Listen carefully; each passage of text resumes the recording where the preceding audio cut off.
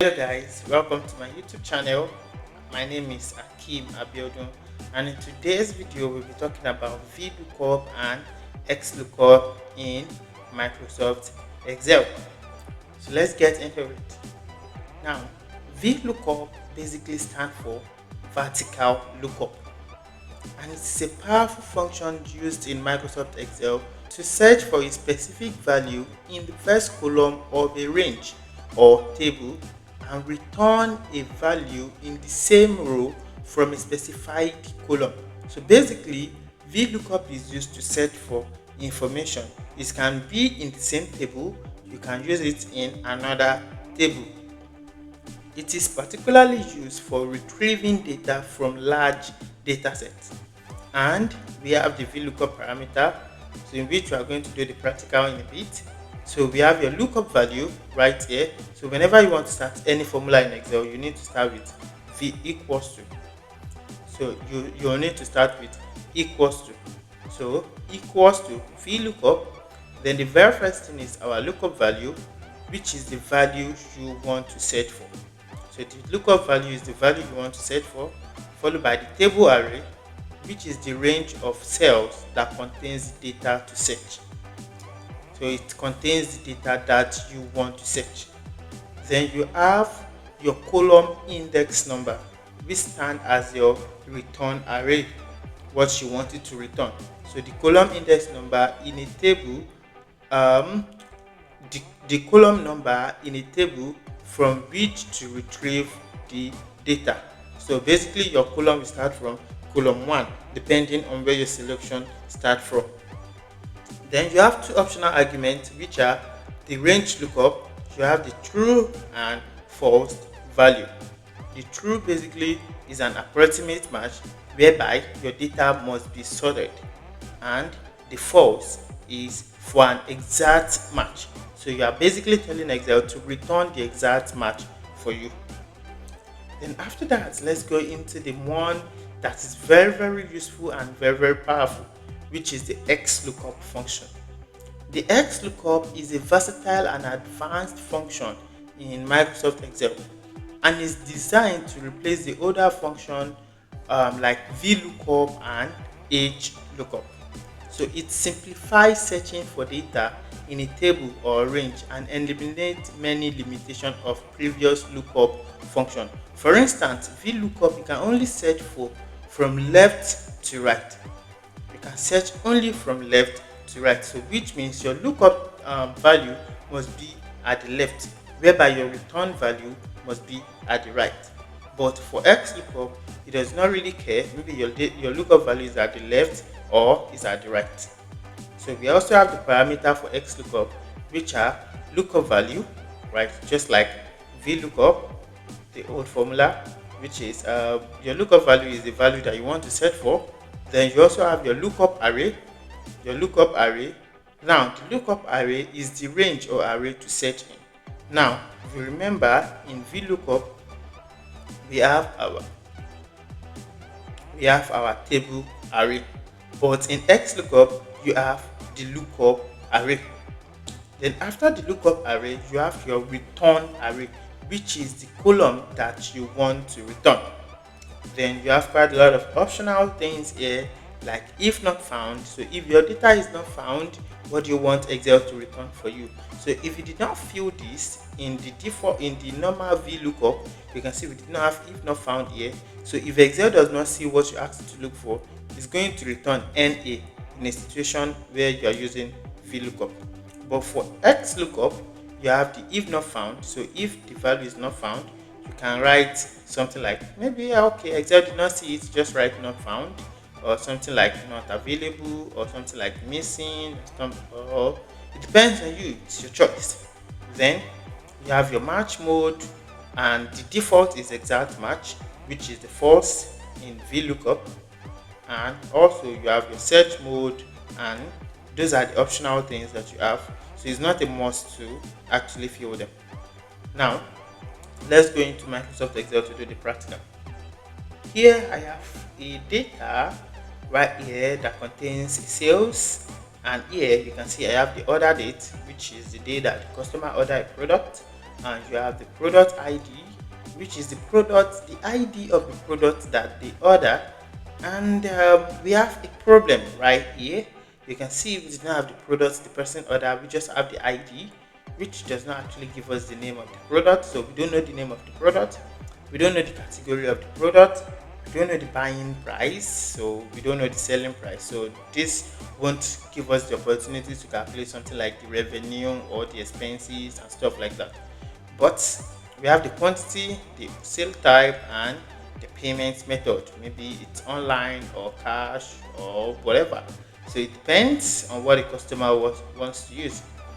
Now, the issue here is they ask us to bring in the product, that's the product name, the category of the product, the buying price, and the selling price. Now, here we have it in the product table, the product data. If you check here, we have the product ID here, the product name, the category of the product, the unit of measurements, the buying price, and the selling price right here. So let's use VLOOKUP to bring back these two, and use XLOOKUP to bring these two. Alright, so let's come here. Now let's start with VLOOKUP. I'll say equals to VLOOKUP. Our lookup value is this product ID here. Our table array, I'll just come here and choose from here. Remember that I said your lookup value, your table array is a selection, is a range of cells, right? So which means I have to select the table from here to here, which will contain my lookup value and the value that I want it to return. Now, it's not a must for you to select the whole table. You can stop where you want your return array to be. So basically, we want to return the product, so I can decide to stop here, or I can decide to select all the table or stop anywhere around here. In as much as my return value is part of it, we are safe. So all I just have to do is, let me just select the table, the whole table, then my column index number, which is asking me which column do I want it to return. So I want it to return this product, which is column B. I'm going to count. This is 1, this is 2. Remember, our column now will change to number. Instead of column A, column B, then this will become 1 and 2. So I want it to return 2. I'll pass 2 here, comma, and I need exact match. Select exact match, then close my brackets and press enter, and boom, here we have it, the product name. So it's just product 24, product 38, product 4, product stop, and this and that. Now let's get the category. So for us to get category, let's use VLOOKUP. Equals to VLOOKUP. Our lookup value is still the same thing. Now before you can do lookup, or whether it's VLOOKUP or HLOOKUP or XLOOKUP, you need to have a relationship between your data.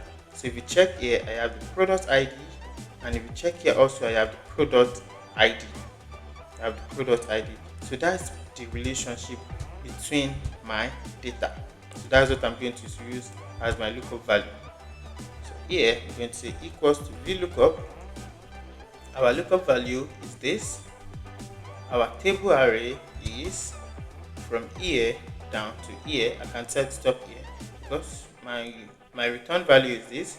Now note, if you have a column before this, you won't be able to select the column if you are using VLOOKUP, because VLOOKUP looks only from left to right, which means your selection must always start from where your lookup value is. So in a situation whereby my lookup value is in column C, my selection will start from column C and down here. And similarly to the column index number 2, I will start counting from where my selection starts. So if I want to pass in a column index value now, that is the column index number, I need to start my counting from here. So the count will be 1, 2, 3, and like. But for now, we are dealing with this. So I've selected what I want, and my column index number is going to be 1, 2, and 3. So I'm returning column 3, and I'll just choose false.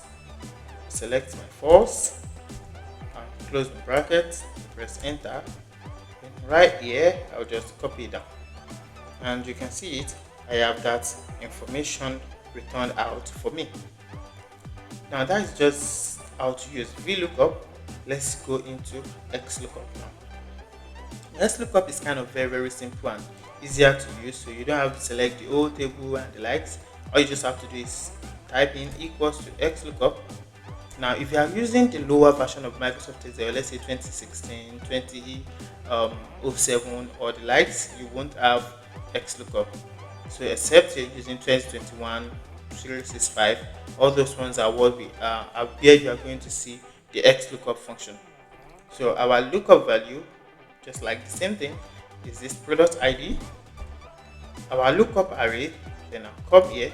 Now instead of selecting the whole table, just select the column that contains the lookup array, column A.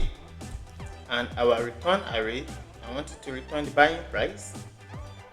Now you can see we have if not found. So if the value is not found, though they are optional, if not found, match mode and search mode, whenever you see a formula and it has a square bracket like this, that means all those square brackets are optional. So if not found, I can just write okay, not available. So I'm telling Excel that okay, in a situation whereby you did not see what I asked you to look for, just write in not available there. So I just close my bracket and press enter, and right here I have the selling price, the buying price rather, and we did not have any not found right here, or not available based on what I can see. Now let's get the selling price. I'll say equals to XLOOKUP. Our lookup value is this. Our lookup array, come here, which is where I have my lookup ID, select it, and our return array is this. Close. Let's put the not found also. If not found in quotes, let's try the same thing, not available, not available. So if Excel does not see it, just write not available. I'll close my brackets, enter, and here we have the selling price, copy it down, and as you can see, Excel has helped me to do all those things. Just note, VLOOKUP only looks from left to right, but XLOOKUP can look from both left to right, or from left to right, or right to left. It doesn't really give us much problem like VLOOKUP. So that is that on how to use VLOOKUP and XLOOKUP. I hope you've been able to learn something in today's video. Feel free to share this video with your friends and family, and I will see you in the next video.